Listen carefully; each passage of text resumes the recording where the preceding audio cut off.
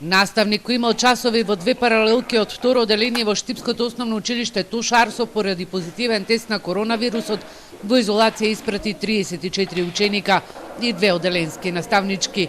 Наставата нема да се прекине, туку ќе се одвива онлайн. Во Штипските градинки се регистрира и трет случај, во кој што воспитувачка и негователка се позитивни, а 6 деца се во изолација.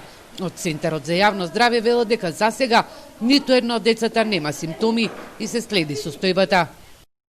По вчерашните 25 случаи и денеска очекуваме двоцифрена бројка.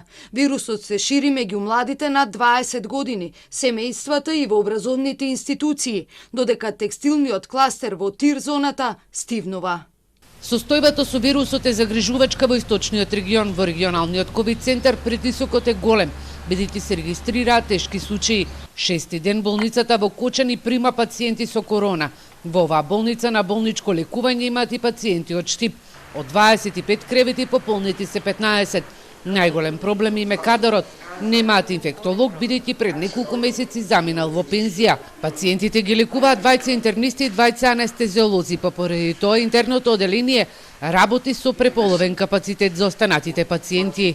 Тешко доаѓаме, луѓето се избачуваат, секојдневно сме тука. Тоа е тоа. Сега имаме, ако пандемијата почне да се зголемува уште повеќе, не знаеме до кај ќе иде, нели?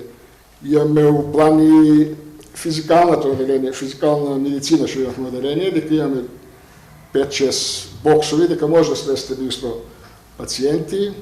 Во Штипската клиничка болница битката со коронавирусот ја загуби 72 годишен маж од Штип, а во регионалниот ковид центар пополнети се 53 и остануваат 2 слободни кревети.